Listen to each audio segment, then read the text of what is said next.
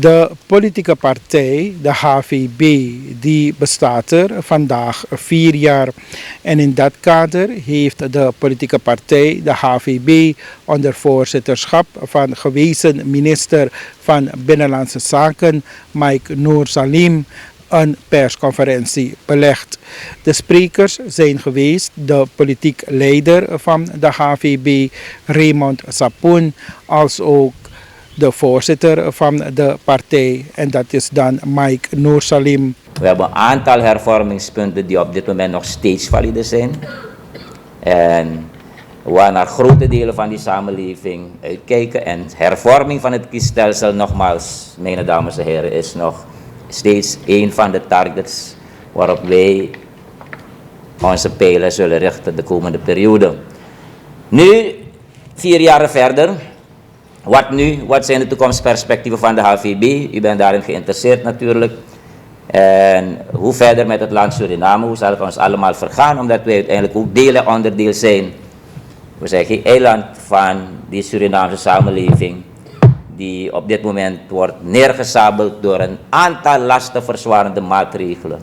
En het is goed om terug te gaan naar de verkiezingsuitslag, waar wij direct hebben gesteld als politieke organisatie na de uitslag dat wij de huidige regeercoalitie onder leiding van de VHP constructief en kritisch zullen blijven ondersteunen. Dat is ook de rol, de bijdrage van een buitenparlementaire partij.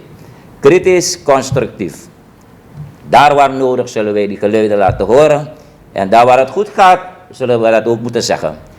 En wat je nu krijgt, we zijn nu 1,5 jaar verder, is helaas een grote discrepantie die er bestaat tussen al die populistische grote beloftes die zijn gedaan door de heer Santokhi toen om regeermacht te verwerven en die huidige realiteit sociaal-economisch nu. En de vraag is natuurlijk, hoe heeft dat zich kunnen afspelen binnen 1,5 jaar tijd? U kent nog de slogan van de mensen aan de overzijde. We're sitting, wij gaan Suriname redden. We hebben dat eerder bewezen en we gaan dat nog een keertje doen. En nu 1,5 jaar later lijkt het alsof die afstand tussen redding en Suriname veel groter is geworden dan die afstand tussen planeet Mars en planeet Aarde. Dat is natuurlijk iets dat intriest is.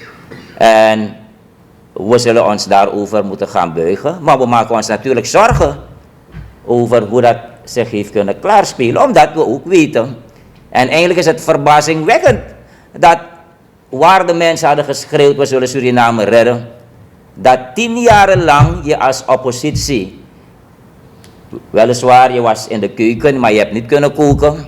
Je was in de keuken, je hebt geen vaat kunnen afwassen.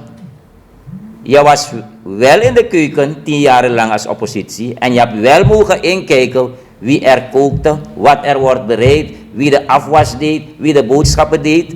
En je kon op basis daarvan wel verwachten dat in die 10 jaren, in jouw strijd naar regeermacht, je wel een echte reddingsplan had.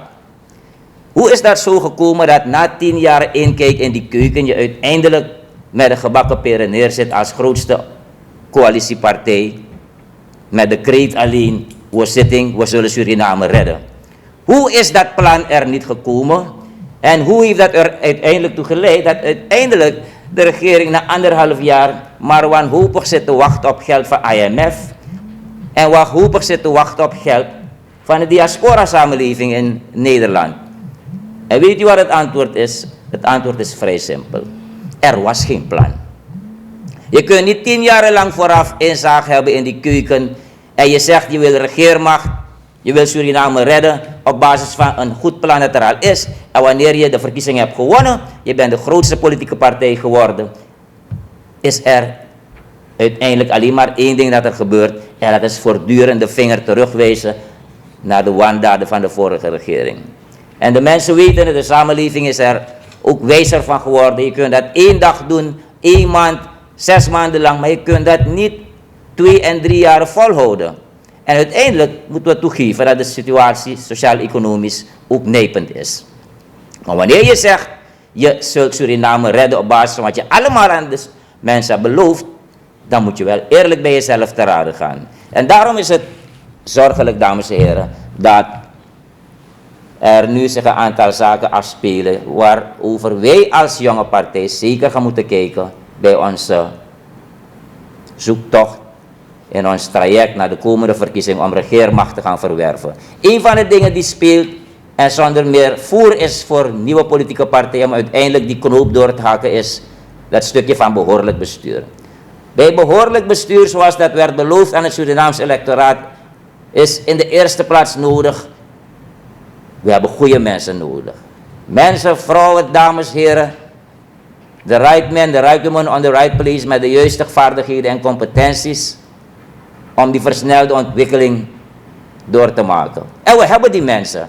Maar u kent het verhaal van het benoemingsbeleid van deze regering, waar er zelfs niet voor wordt geschroomd om regelgeving en statuten te wijzigen, om alleen maar naaste aanverwanten aan te stellen in bepaalde functies. Waar men had gezegd dat er uiteindelijk een eind moet komen aan friends en family. Maar wat er nu gebeurt, en dat is misschien een oud verhaal, dat is nu cliché geworden na zoveel maanden, 1,5 jaar, is meer dan dat. Waar de vorige regering er beschuldigd van werd in haar benoemingsbeleid slechts te gaan voor friends and family. Dit is friends and family in het kwadraat. En deze label die de regering zichzelf heeft opgeplakt, zal deze regering blijven achtervolgen. Het heeft president Santokhi achtervolgd tot in Den Haag. En in Den Haag heeft hij moeten verklaren dus dat hij de zaak gaat evalueren met zijn coalitiepartners. En u weet het, geen kip in Suriname denkt dat er ooit geëvalueerd en geïnterveneerd zal worden ten aanzien van die benoemingen die zijn geweest de afgelopen periode van 1,5 jaar. Maar omdat je in Nederland wel moet antwoorden, en dit was dus exact een voorbeeld van je moet praten omdat je moet gaan praten. Dus dat is een van de dingen waarvan ik zeg, wij gaan als jonge partij grenzen moeten stellen in de toekomst. En u weet, nepotisme is niet iets van vandaag, het is niet alleen iets van Suriname, het is van alle tijden. Maar we moeten wel ergens grenzen stellen. En we hoeven niet het wiel uit te vinden, maar wanneer we bijvoorbeeld kunnen stellen dat tot een bepaalde graad aan aanverwantschap voor bepaalde functies het niet moet kunnen, het niet mag voor politieke partijen om die benoeming te plegen, dan gaan wij die grens wel moeten stellen. Ik denk dus dat het Surinaams volk daarop recht heeft. Vooral wanneer we zien dat functies worden bekleed door mensen die niet over de nodige skills bezitten. Dat is een nekslag voor die versnelde ontwikkeling waar we naar allemaal uitkijken. We kijken naar die sociale, economische omstandigheden die ons zorgen baren. En terwijl we hier zitten, weten we dat er op dit moment duizenden Surinamers wanhopig thuis zitten en niet weten hoe zij brood op de planken moeten brengen, dames en heren. Terwijl we hier zitten, zijn er duizenden gezinnen die niet weten hoe ze hun kroost naar school moeten sturen, hoe ze moeten komen aan schoolgeld, hoe ze moeten komen aan brood. Duizenden gezinnen waarvan de kostwinner al 3 en 4 en 8 maanden zit te wachten op een basiszoekkaart. Duizenden gezinnen in Suriname die ondanks die relatief stabiele koers van 21, 22, 23 het spoor kwijt zijn en niet kunnen overleven. En die geconfronteerd worden met dagelijkse stijging van eerste levensbehoeften, dames en heren. Dat is de realiteit. En natuurlijk is het goed dat elke regering op het pad van herstel kijkt naar die macro-economische indicatoren. En een van de dingen waarop de mensen hun borst slaan, en het is goed voor de planning nationaal, internationaal, dat je je koers stabiel, relatief stabiel houdt. Maar wanneer je die stabiele koers afzet tegen die gierende inflatie, die inflatie die eergisteren gemeten is over een jaar van september 2020, 2021 van 70% en het blijft maar stijgen, ziet u dat het de regering niet gelukt is om een gezonde balans te brengen. Wat heeft het Surinaams electoraat eraan, die Surinaamse samenleving, aan een stabiele koers waar de prijzen van levensonderhoud steeds stijgen? We worden er allemaal mee geconfronteerd, de stijgende prijzen voor brandstof, omzetbelasting, elektra, water, telestuur straks. Wat krijgt het volk ervoor terug? Wat krijgt die Surinaamse samenleving ervoor terug? En U moet één ding niet onderschatten. Er is een grote sociale nood ontstaan. Waar sociale nood is, komt er sociale onrust. En waar sociale onrust komt, krijg je sociale ongehoorzaamheid om de hoek kijken. En waar sociale ongehoorzaamheid begint, begint ook het knagen aan die legitimiteit van de regering. En dat is geen situatie die je graag wil. En dat is ook niet iets waarop we zitten te wachten als HVB. We willen dat deze regering het roer omgooit en samen op basis van het sociaal akkoord dat pas in december wordt beklonken, zoals we dat begrijpen, gaat handelen en kijk naar het sociaal gezicht en kijk naar die sociale nood die is ontstaan. Omdat uiteindelijk, wanneer die sociale nood niet gaat inlopen, dat al nu meer slachtoffers zal maken dan nu het geval is, dames en heren. Dus daar zal het roer danig moeten worden omgegooid. En de president heeft onlangs aangekondigd dat in januari er een meevaller komt van staatsolie in de orde van 80-70 miljoen. Dat is goed natuurlijk, maar politiek regeren is vooruitzien en we moeten niet afhankelijk zijn van eventuele meevallers. Belangrijk is dat ten aanzien van die sociale nood er gekeken moet worden naar modellen hoe wij tenminste de prijzen voor levensonderhoud, eerste levensbehoeften voor bepaalde tijd kunnen gaan bevriezen. Hoe kunnen wij de startende, de kleine ondernemers die zwaar getroffen zijn al door de COVID-situatie en wiens ondersteuning al is weggevallen, hoe kunnen wij die ondernemers gaan financieren? Waarom is het niet mogelijk dat er een noodfonds komt om deze Stranamangs, Strana-Umas, die ondanks die moeilijke situatie blijven investeren voor een beter Suriname, voor hun eigen levensonderhoud.